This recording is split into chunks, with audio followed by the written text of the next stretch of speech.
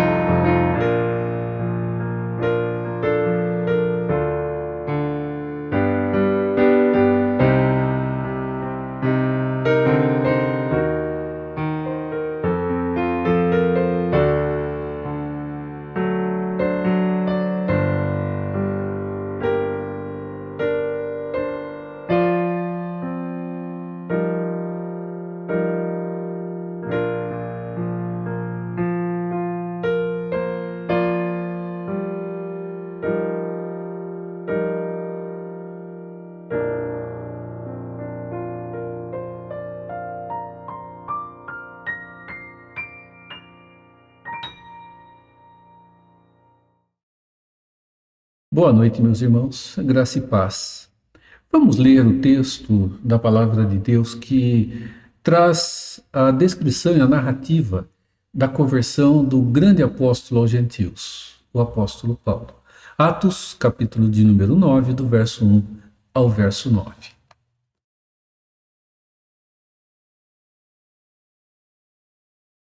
As Escrituras dizem assim: Saulo, respirando ainda ameaças e morte contra os discípulos do Senhor, dirigiu-se ao sumo sacerdote e lhe pediu cartas para as sinagogas de Damasco, a fim de que, caso achasse alguns que eram do caminho, assim homens como mulheres, os levasse presos para Jerusalém. Seguindo ele estrada fora, ao aproximar-se de Damasco, subitamente uma luz do céu brilhou ao seu redor, e caindo por terra, ouviu uma voz que lhe dizia: Saulo, Saulo, por que me persegues? Ele perguntou: Quem és tu, Senhor? E a resposta foi: Eu sou Jesus, a quem tu persegues. Mas levanta-te e entra na cidade, onde te dirão o que deves fazer, o que te convém fazer. Os seus companheiros de viagem pararam emudecidos, ouvindo a voz, não vendo, contudo, ninguém. Então se levantou Saulo da terra e, abrindo os olhos, nada podia ver. e, guiando-o pela mão, levaram-no para Damasco. Esteve 3 dias sem ver, durante os quais nada comeu nem bebeu. Nosso Deus, nós estamos vivendo tempos desafiadores, tempos difíceis, tempos de perdas, tempos também de fortalecimento. Pedimos força, cuidado, sabedoria do Senhor para que continuemos a passar por esse tempo, por esse momento,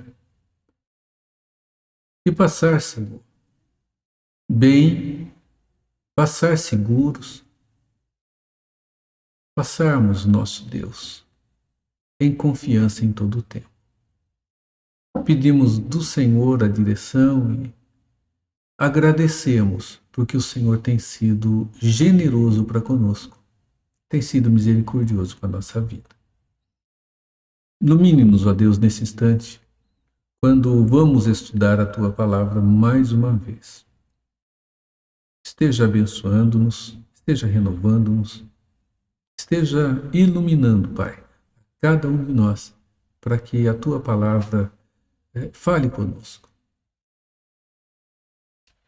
E assim, nosso Deus, seja a Tua vontade, a Tua verdade, acima de todas as coisas. Para a Tua honra e glória, Deus, em nome e na autoridade do nosso Redentor, Cristo Jesus, é que oramos. Amém, Senhor.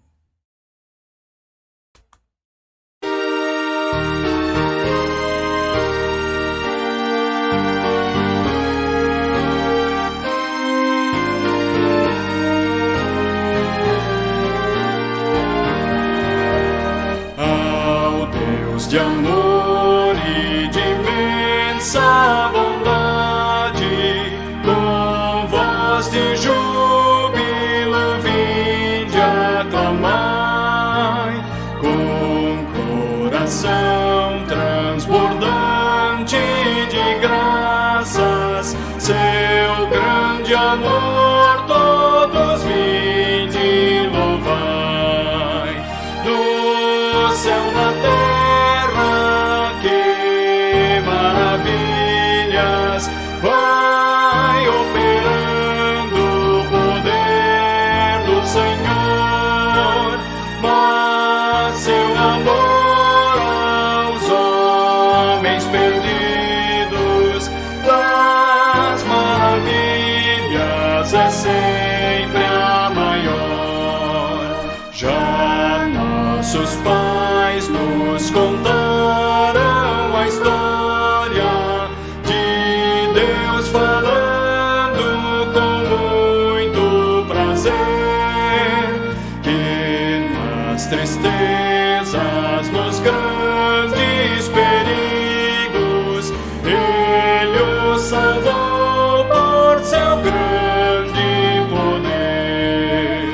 No céu, na terra, que maravilhas vai operando o poder do Senhor, mas seu amor aos homens perdidos das maravilhas é sempre a maior.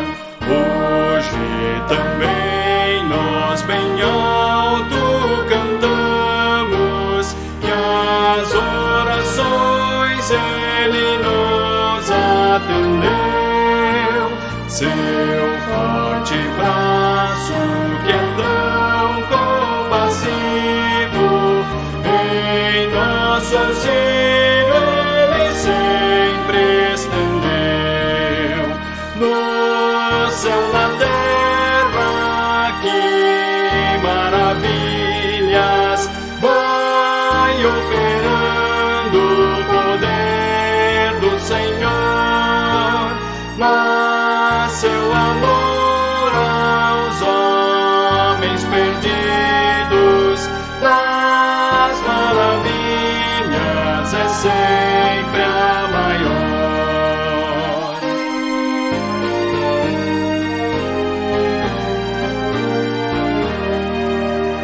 Como até hoje, daqui para frente, Ele será nosso eterno poder, nosso castelo bem forte e seguro, e nossa fonte de excelso prazer. No céu, na terra, que maravilhas vai operando o poder do Senhor, mas seu amor aos homens perdidos nas maravilhas é sempre a maior.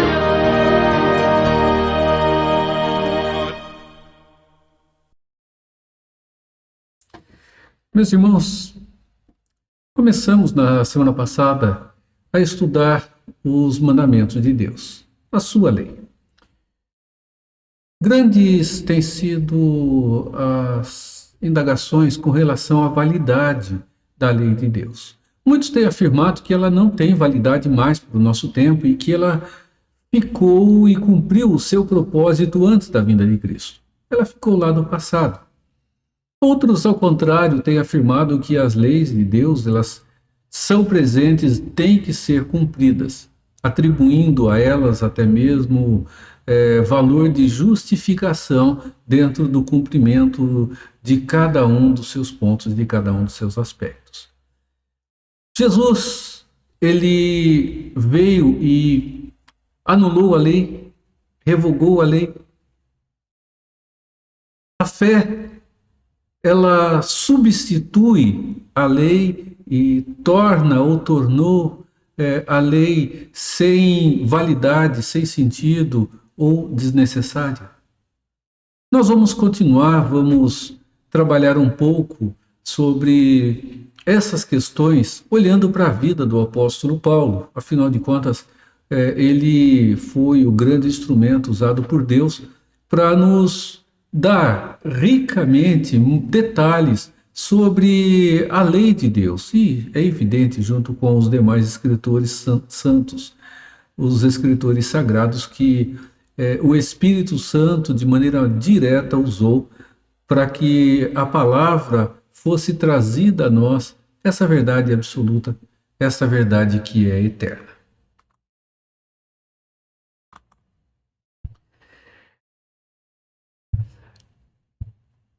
A atualidade da lei.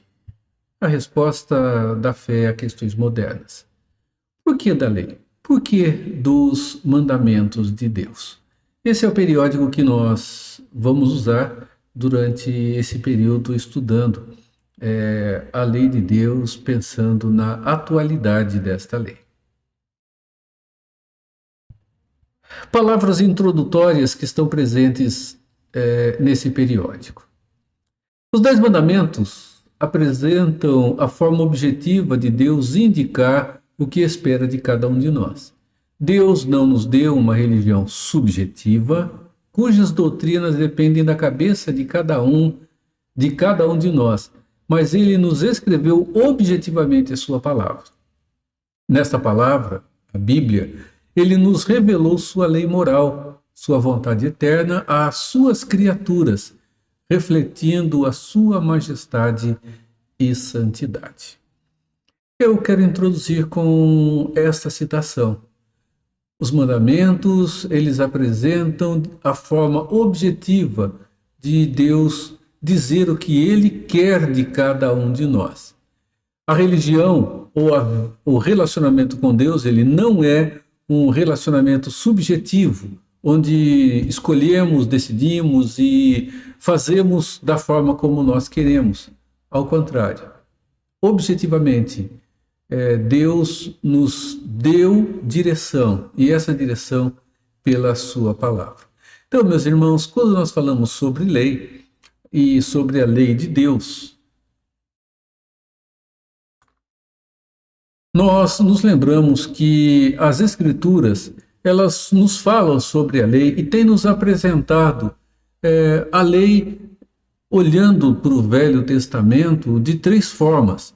Primeiro, nós observamos a lei como a lei civil, que regulamentava a vivência civil do povo de Israel.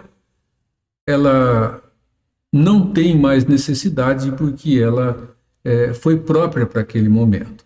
Temos as leis religiosas que envolviam todo o ambiente de culto e todas as relações que diziam respeito à adoração ao Senhor. E essas leis religiosas, essas leis cerimoniais, elas foram totalmente cumpridas em Cristo Jesus. Portanto, não temos mais a necessidade de prestar culto a Deus com os elementos da religiosidade que tínhamos antes da vinda de Cristo Jesus, antes da sua morte, antes do sacrifício remidor que ele realizou pela vida dos eleitos. No entanto, nós temos a lei moral de Deus. Essa lei é aquela que envolve a vida de cada pessoa, de cada um de nós, de cada um dos filhos de Deus, e ela não tem tempo para se expirar, porque ela diz respeito àquilo que nós devemos realizar diante de Deus e para junto das pessoas que estão à nossa volta. Os 10 mandamentos, nós conhecemos, meus irmãos, os nossos limites e as nossas obrigações.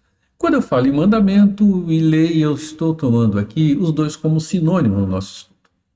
Bom, ele vai ser tomado de forma diferente em muitos momentos das Escrituras, mas aqui para nós eles serão tomados como sinônimo, a lei de Deus ou os mandamentos do Senhor. Quando Jesus foi interrogado pelos fariseus, e Mateus nos fala sobre isso, eles perguntaram a ele, afinal de contas, qual é o maior de todos os mandamentos? Qual o mais importante deles?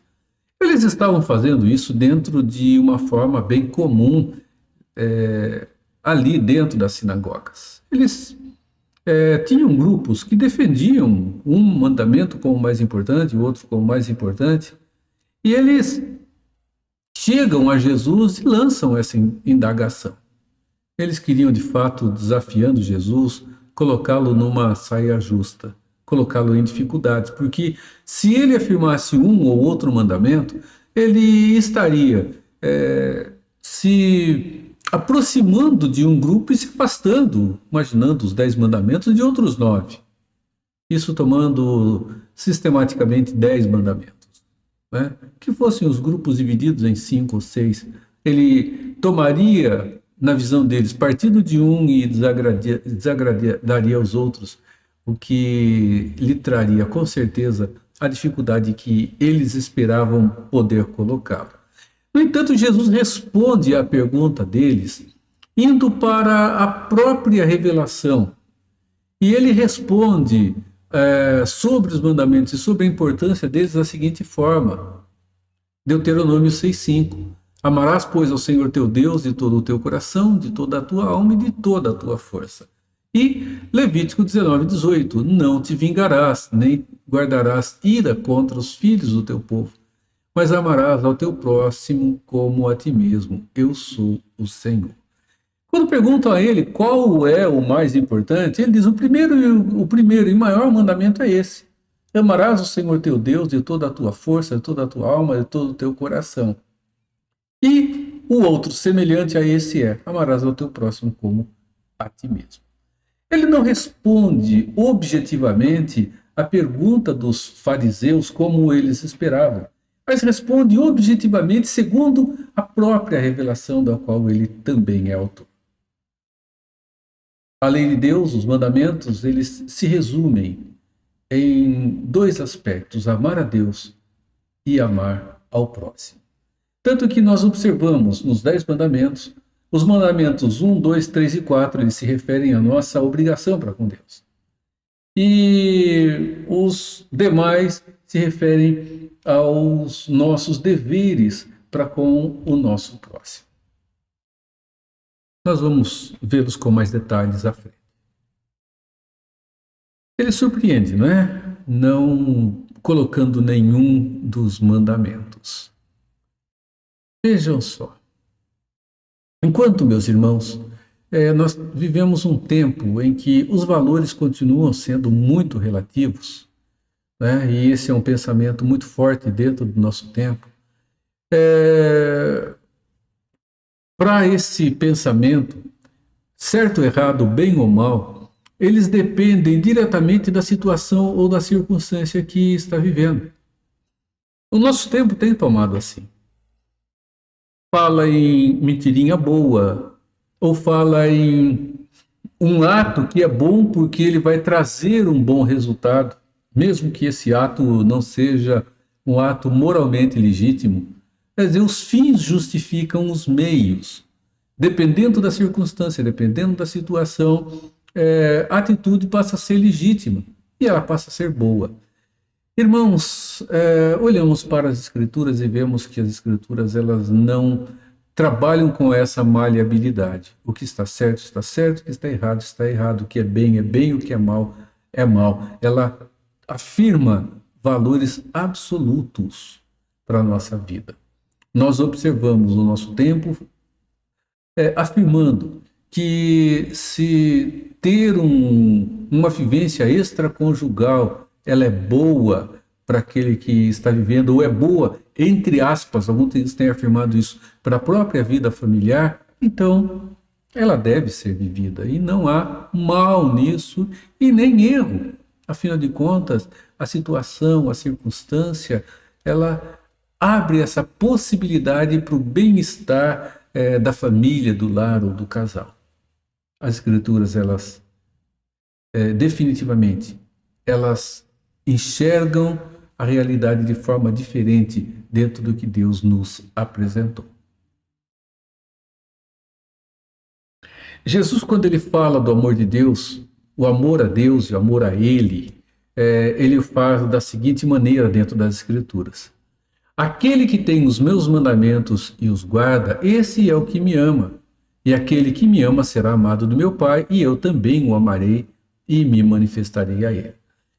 Quando nós falamos, então, em mandamento, quando nós falamos na lei de Deus, nós estamos falando num relacionamento prático e demonstrativo do amor que temos ao nosso Deus, não um amor simplesmente de um assentimento religioso.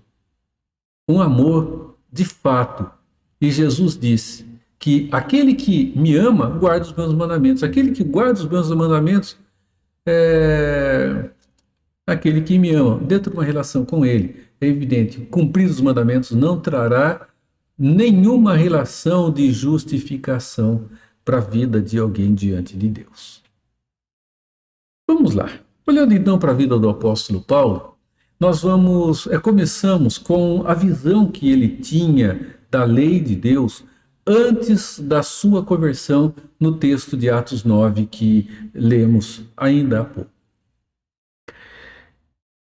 Meus irmãos, segundo Paulo, Paulo mesmo registra, ele diz que ele era um grande perseguidor daqueles que eram seguidores do caminho.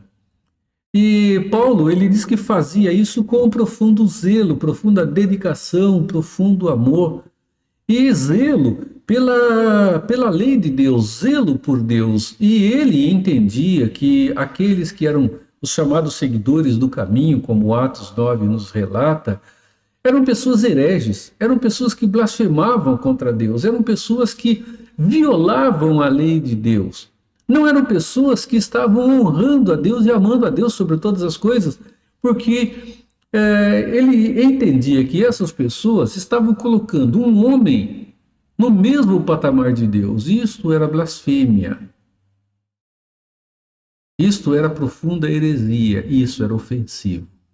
Então ele acreditava que, perseguindo os cristãos, ele estava zelando com fidelidade pela lei de Deus. A visão que ele tinha da lei, ela era uma visão bem desfocada. Era uma visão bem distorcida. E isto acontecia porque a sua religiosidade, a sua religião, a sua maneira de viver e de ver a palavra de Deus, ela era uma visão completamente equivocada. Vejam, o equívoco da vivência religiosa, ele vai gerar uma visão distorcida com relação à verdade de Deus. E pode acontecer o contrário também. Uma visão distorcida da verdade de Deus, ou da lei de Deus, ou do seu querer, pode gerar até uma religiosidade completamente equivocada, estranha ao que Deus nos dá a entender ser uma vida de intimidade com Ele. Atos 8, de 1 a 3, diz assim, né? Vejam como era a visão de Saulo ainda. E Saulo consentia na sua morte. O texto está falando sobre a morte de Estevão, né, que foi apedrejado. Naquele dia, levantou-se grande perseguição contra a igreja em Jerusalém, e todos, exceto os apóstolos, foram dispersos pelas regiões da Judéia e Samaria. Alguns homens piedosos sepultaram Estevão e fizeram grande pranto sobre ele. Saulo, porém, assolava a igreja, entrando pelas casas, arrastando homens e mulheres, encerrava-os no cárcere. Esse relato nos dá um sentimento de brutalidade. Saulo entrava pelas casas, arrastava homens e mulheres e jogava-os na cadeia. Vejam, a visão equivocada. Vejam, o zelo com pouco entendimento levava esse homem a essa atitude. Uma visão equivocada com relação à prática e à lei de Deus. Os primeiros 2 versos do texto que nós lemos, né? Só repetindo aqui, de Saulo, respirando ainda ameaças e morte contra os discípulos do Senhor, dirigiu-se ao sumo sacerdote e lhe pediu cartas para as sinagogas de Damasco, a fim de que, caso achasse alguns que eram do caminho, assim homens como mulheres, os levasse presos para Jerusalém. Ele estava na cola daqueles judeus que tiveram a sua vida transformada pelo Evangelho. Agora, aqueles que estavam vivendo junto do Senhor. E, irmãos, ele fazia isso com brutalidade, por amor ao que ele entendia ser um bom entendimento da verdade, da lei ou dos mandamentos do Senhor. Todos aqueles que estão sob o domínio de Satanás, envolvidos com falsas práticas religiosas, possuem uma visão distorcida da lei de Deus. Essa visão distorcida serve de desculpa para práticas absurdas, imorais e cruéis. Outra citação que eu tirei da revista. A maior parte do texto que eu apresento para vocês, a fonte está lá. Meus irmãos, não há dúvida nenhuma que nós estamos vivendo um tempo, desde a queda de Adão, em que Satanás ele tem se esbaldado com ideias e com valores completamente distintos do que Deus revelou, do que é o querer de Deus. E nós observamos que isso tem gerado uma distorção na relação de vida para com o Senhor. A prática religiosa tem sido uma prática em que em muitos momentos ela chega a ser até mesmo imoral. Irmãos, a visão distorcida da lei de Deus, ela serve de desculpa ou, como muitos usam, de base para as práticas imorais, cruéis e perseguições que nós temos visto a Igreja do Senhor Jesus sofrer ao redor do mundo. Paulo, ele tinha plena convicção desse fato. Por quê? Porque ele experimentou isso na própria vida. Ele enfrentou isso, ele viveu isso, ele foi perseguidor. Então ele tinha convicção de tudo aquilo que posteriormente ele chega a afirmar, né? Ele afirma em Romanos 1:22, que, olha só, inculcando-se por sábios, tornaram-se loucos, é a expressão que ele usa quando ele fala a respeito dos homens. Achando-se que eram muito sábios, se colocaram como loucos. Eles mudam a ordem natural de tudo aquilo que Deus criou. Passam a adorar a, a criação ao invés do Criador, mudam a maneira natural do relacionamento entre homem e mulher. É dessa forma que a distorção ou a não compreensão correta da verdade de Deus leva os homens à prática. Somente quando Deus, pela sua graça, muda a visão de alguém, é que o verdadeiro sentido da lei de Deus passa a ser compreendido, passa a ser entendido e passa a ser amado. É preciso que a graça de Deus se manifeste para que a visão mude.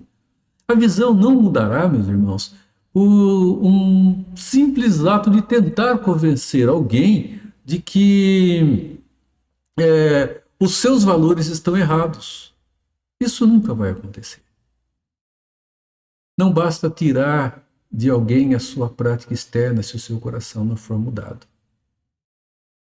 Não basta privar alguém daquilo que sempre foi o sustento dos seus pés no sentido de fé, porque, meus irmãos, ele ainda continuará presente no coração.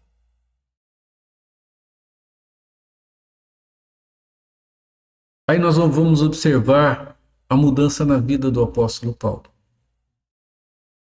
Perseguidor da igreja, zeloso quanto à lei e equivocado profundamente com relação a ela, e ele mesmo diz isso dentro das suas cartas. A transformação de Paulo e a mudança que houve na sua maneira de ver Deus e a sua lei. Atos 9, que nós lemos, mostra como Deus tira Paulo das trevas espirituais para a luz da sua graça. Ele passa 3 dias cegos, isso pode ilustrar aqui a nós o que representou o tempo de Paulo antes da transformação que lhe ocorrera. Ele esteve 3 dias cego, na escuridão. E Paulo estava assim quando era Saulo, antes do encontro com o Senhor ali no caminho de Damasco. Deus transforma Saulo em Paulo. E, meus irmãos, agora, de perseguidor, ele se torna o grande apóstolo aos gentios. Ele se torna o grande pregador. Ele se torna o grande anunciador e defensor do evangelho, que antes ele era um dos maiores perseguidores. Meus irmãos, nós ficamos imaginando a cabeça do apóstolo Paulo. Que confusão terrível e tremenda esse homem deve ter enfrentado. Afinal de contas, todas as convicções dele, elas estavam sendo derrubadas, elas estavam caindo, elas estavam sendo subvertidas. Tudo aquilo que ele acreditava estava indo a cada palavra que ele ouvia dos discípulos de Jesus. Cada palavra que ele ouvia jogava da prateleira uma de suas convicções. Todas as premissas, tudo aquilo que ele acreditava, à medida que ele conhecia mais e mais o Evangelho, ele ia entendendo que as suas convicções, as suas premissas, elas não eram verdadeiras. E, meus irmãos, os objetivos de vida de Paulo, eles foram se perdendo um a um e foram sendo modificados. A cabeça desse homem, meus irmãos, virou um balaio de gato, né? Vocês conhecem esse termo. Coloque vários gatos dentro de um cesto de bambu grande, coloque-os ali dentro e tampe. Você vai ver a confusão que vira. A cabeça de Paulo deve ter virado ali um balaio de gato, uma tremenda confusão. porque as convicções dele estavam caindo uma a uma, as premissas, aquilo que ele afirmava e acreditava serem verdadeiras, ele estava descobrindo que eram falsas. Objetivos da sua vida, eles se perderam e começaram a ser transformados e modificados à medida que ele tomava conhecimento do que Deus tinha para com ele. Nós, tantas e tantas vezes, achamos que a transformação, a conversão, ela faz com que todos os valores agora sejam automaticamente modificados e transformados. Não é assim que as coisas acontecem. Irmãos, vai tempo para as coisas mudarem. Temos valores religiosos, temos valores sociais, temos valores morais, temos valores éticos. E por isso é difícil, porque eles são derrubados um a um diante da verdade de Deus quando elas são conhecidas.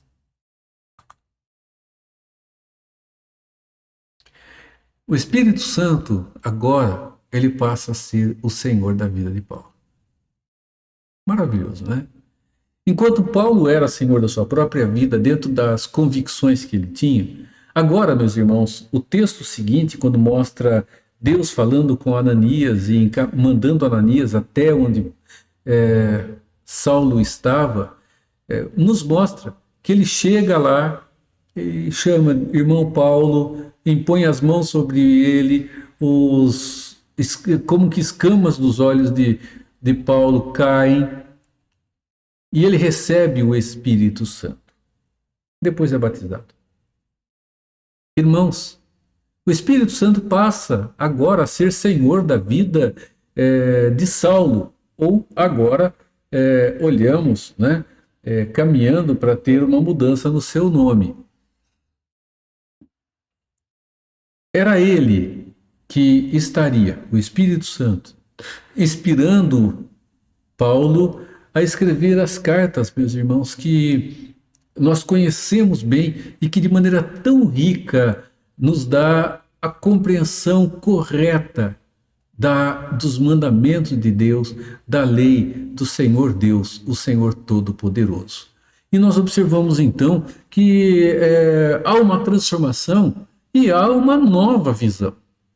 Vejam, quando nós lemos que Paulo o que ele escreveu sobre a lei de Deus dentro das 13 cartas que ele escreveu, nós passamos a compreender e a entender de fato o quanto vale a lei de Deus para a nossa época, para aqueles que virão depois de nós e para aqueles que vieram antes de nós. Não a lei religiosa ou cerimonial e nem a lei civil, mas a lei moral de Deus. Esta é uma lei para todas as eras, porque implica, meus irmãos, na vontade de Deus para conosco, no nosso relacionamento com as pessoas e, acima de tudo, no nosso relacionamento para com Ele, o próprio Deus. Romanos 3,20. Visto que ninguém será justificado diante dele por obras da lei, ninguém será justificado pelo que faz ou por cumprir a lei, em razão de que, pela lei, vem o pleno conhecimento do pecado. Irmãos, se não tivéssemos lei, nós não saberíamos o que é pecado. Se nós não soubéssemos o que é pecado, nós não teríamos conhecimento da nossa condição como pecadores. E se não tivéssemos conhecimento da nossa condição como pecadores, nós não entenderíamos a necessidade do arrependimento e da fé dentro da conversão, para que humildemente mantivéssemos um relacionamento com Deus, de fato, como precisa acontecer. Que diremos, pois? É a lei pecado? De modo nenhum. Mas eu não teria conhecido o pecado senão por intermédio da lei. Pois não teria eu conhecido a cobiça se a lei não dissera, não cobiçarás. A lei, ela arregimenta a caminhada da nossa vida. Ela dá direção e mostra, meus irmãos, um caminho. E dentro desse caminho mostra que sair do limite é pecado. Não há outra forma de conhecer o pecado a não ser pela lei, que é a direção correta. O pecado é a transgressão desta lei. Então, se a lei diz, você não vai cobiçar, eu entendo que cobiçar é pecado. Se a lei não disser nada, eu não vou ter conhecimento de que cobiçar é algo que fere a santidade de Deus e é um ato pecaminoso. Então a lei, ela é o grande instrumento para sabermos o que é certo e o que é errado. A lei moral do Deus Todo-Poderoso. O apóstolo Paulo, ele afirma que a validade da lei nos leva à consciência do pecado e da dependência da misericórdia de Deus sobre a nossa vida. Irmãos, há um equívoco muito grande, que é o de afirmar que a fé, ela anula a lei. Se eu tenho fé, eu não preciso mais praticar os mandamentos, a lei de Deus ou a vontade de Deus. É um equívoco isso. O apóstolo Paulo mesmo nos diz que, adiantando o expediente, né, no que poderia vir com uma indagação, ele traz a seguinte afirmação: anulamos, pois, a lei pela fé? Se eu tenho fé, a lei está anulada? Ele disse não, de maneira nenhuma. Antes, confirmamos a lei pela nossa fé. Quer dizer, pelo que eu creio, eu confirmo que a lei continua valendo, porque pela fé eu a cumpro. E vamos lembrar que lei não está restrita simplesmente ao texto dos 10 mandamentos, mas alargue-o grandemente. Jesus ele disse o seguinte, para entendermos um pouco sobre esse alargar, que virá ainda para ser estudado. Quando fala do adultério, Jesus diz, a lei diz, não adulterarás. Lei de Moisés. Ele diz o seguinte, eu porém vos digo, que aquele que olhar para uma mulher de forma impura, adulterou contra ela. Vejam, a secura da lei e o espírito da lei, ela é mais larga do que a gente pode imaginar. A lei de Deus é, por conseguinte, santa, e o mandamento santo, justo e bom. A lei, ela é boa. A lei, ela é santa. A lei, ela é justa. A lei de Deus. Meus irmãos, os preceitos eternos de Deus, ou seja, a sua lei moral,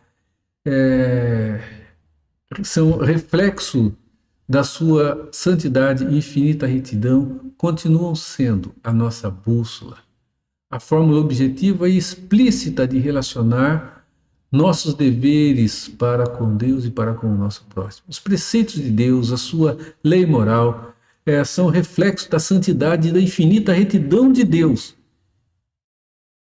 que são a direção para o nosso relacionamento com Ele e com as pessoas que estão próximas de nós.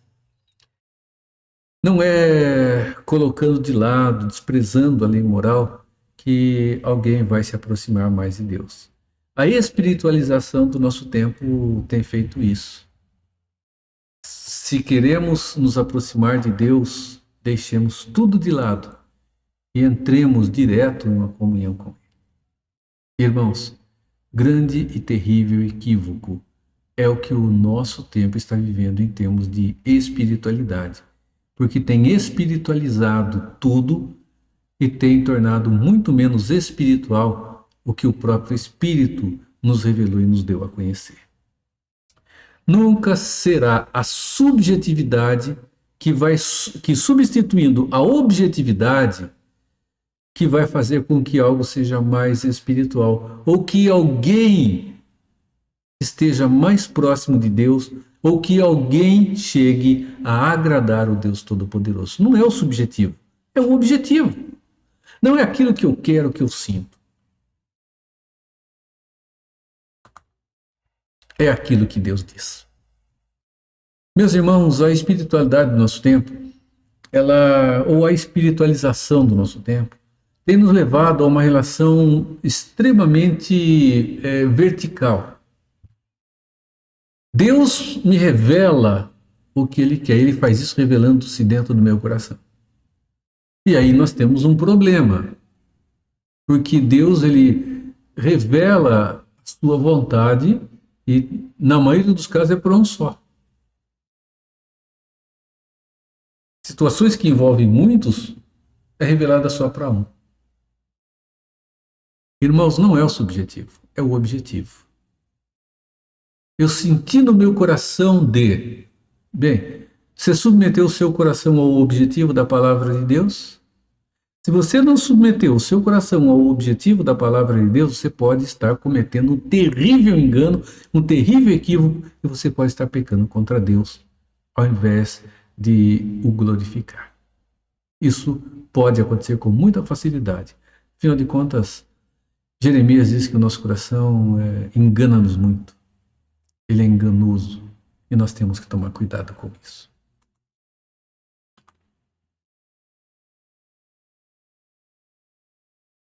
Porque bem sabemos que a lei é espiritual. Ela foi revelada pelo Espírito. Eu, todavia, sou carnal, vendido à escravidão do pecado. O apóstolo Paulo diz isso. A lei ela é espiritual. Eu não sou espiritual, eu sou carnal. Eu vivo na subjetividade do meu querer. Eu estou vendido à escravidão do meu pecado. Irmãos, o homem sem Deus, ele vive assim. E o homem com Deus não deveria viver como se assim o fosse. Nós vivemos hoje, meus irmãos, sob a graça de Deus, não há dúvida nenhuma. No entanto, nós não deixamos de estar sob a lei moral de Deus. Não deixamos de estar. De que forma? No sentido de que ela continua representando toda a soma dos nossos deveres, das nossas obrigações para com Deus e para com as pessoas que estão próximas de nós. E muito mais, porque ela, meus irmãos, é o caminho traçado por Deus no processo que temos de santificação. Irmãos, olhem para as Escrituras e vejam que os 10 mandamentos eles estão alargados no restante da revelação do Senhor. Então, a lei moral de Deus é o caminho para que a nossa vida vá se tornando mais e mais parecida com a pessoa de Cristo Jesus. Nunca vai ser sem a ação do Espírito, é evidente. E tudo isso é efetivado pela ação do Espírito que está em cada um de nós, como assim esteve em Paulo quando Ananias impõe-lhe as mãos e outorga-lhe em autoridade o Espírito Santo. Ela continua representando a soma dos nossos deveres para com Deus, para com as pessoas que estão perto de nós. E a gente termina, meus irmãos, com João 14,15. Se me amais, guardareis os meus mandamentos. Se me amais, guardareis os meus mandamentos. Se me amais, guardareis a minha lei. Se amais, me amais, guardareis toda a minha vontade, toda a minha verdade revelada a cada um de vocês através da santa palavra que agora está diante de nós. Mandamento da antiga e da nova aliança. Meus irmãos, a lei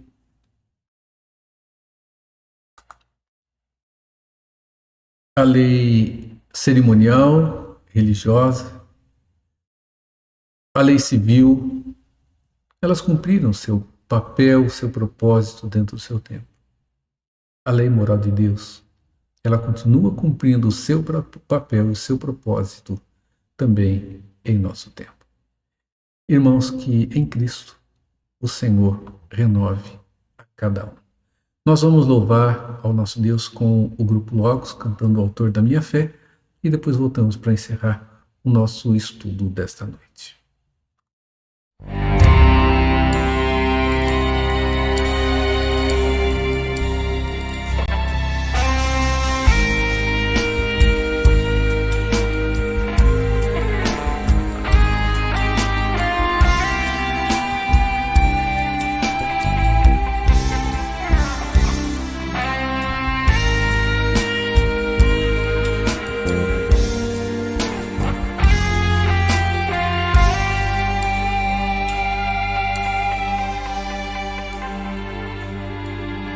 Ó Pai, eu queria tanto ver o meu Senhor descer, vindo me encontrar. Eu posso até imaginar a refulgente glória do Senhor Jesus transpondo as brancas nuvens no mais puro azul, onde nem sul nem norte existirá, e em meio a lágrimas, sorrisos de alegria e de prazer, eu que era cego agora posso ver, contemplar, enfim. Por isso eu canto glória.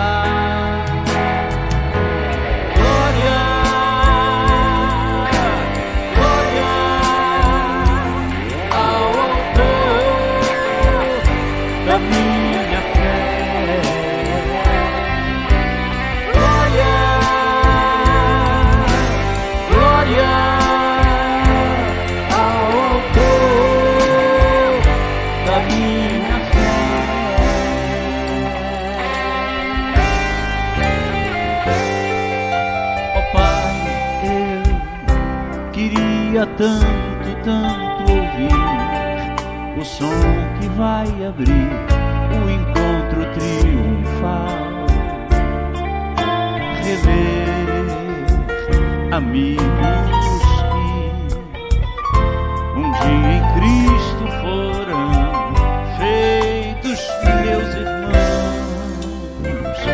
e agora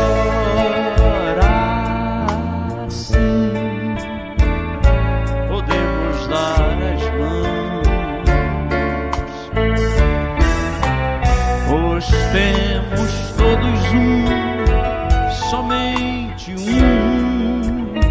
só Senhor. E eis o consolo que envolve a minha vida, meu Senhor Jesus, que foi morto sim naquela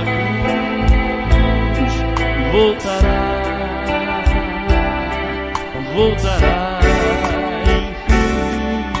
Por isso eu canto glória,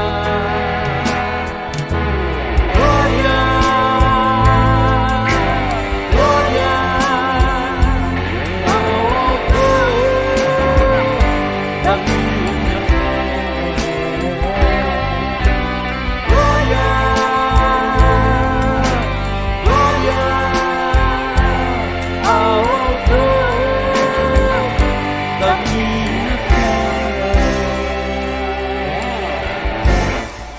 Agora vamos dividir as vozes. Glória ao Senhor, glória ao Senhor, glória ao Senhor, glória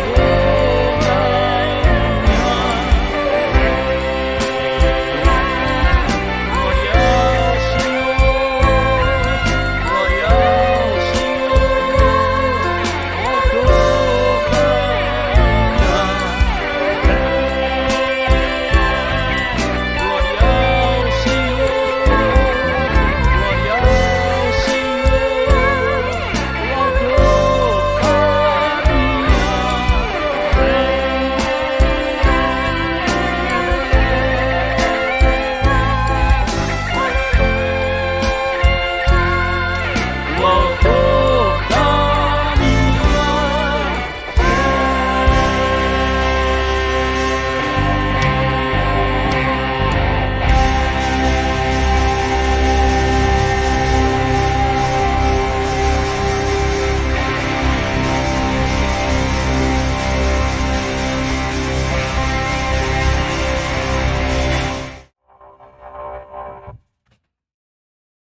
Vamos orar. Nosso Deus, tua verdade, tua vontade está diante de nós.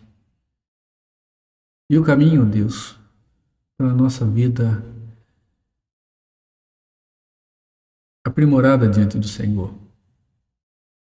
Nossa vida crescente segundo o teu querer para conosco. De entender, Senhor, a profundidade da tua vontade e do teu querer, da tua lei, Senhor, os teus mandamentos para conosco. Continue nos ajudando e que nós entendamos a validade, a profundidade e a seriedade, Senhor, de cada um deles para a nossa vida, no nosso tempo. Cuide de nós, nossa família, dos nossos familiares. Continuamos pedindo conforto para os lares enlutados e restauração para com aqueles irmãos que estão adoecidos, Pai. Cuide de cada um, aqueles que estão nos hospitais, aqueles, Senhor, que estão cuidando nos seus lares. Restaure a cada um, Senhor. E fortaleça todos os profissionais de saúde, principalmente aqueles que são os teus filhos, ó Deus, para que eles estejam glorificando o teu nome no local de trabalho em que estão. Dê-lhes força, restaure-lhes, ó Deus, para que nesse momento tão difícil que estamos vivendo, eles não se vejam, Pai, afetados de forma tal que adoeçam no trabalho que estão realizando. Cuide deles, cuide de cada um de nós. É o que pedimos em nome de Jesus. Amém. Irmãos, que a graça de Jesus Cristo, o amor de Deus, o nosso Pai, e a consolação do Espírito Santo continue com a sua vida. Continue renovado sobre o seu lar. E envolva todo o povo de Deus que está espalhado pela face da terra, agora e por todo sempre. Amém. Deus abençoe, Deus fortaleça, Deus guarde a cada um de vocês. Amém.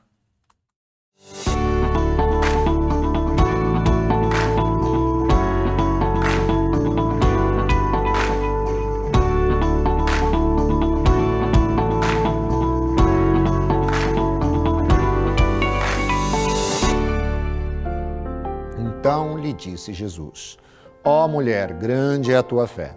Faça-se contigo como queres. E desde aquele momento, sua filha ficou sã.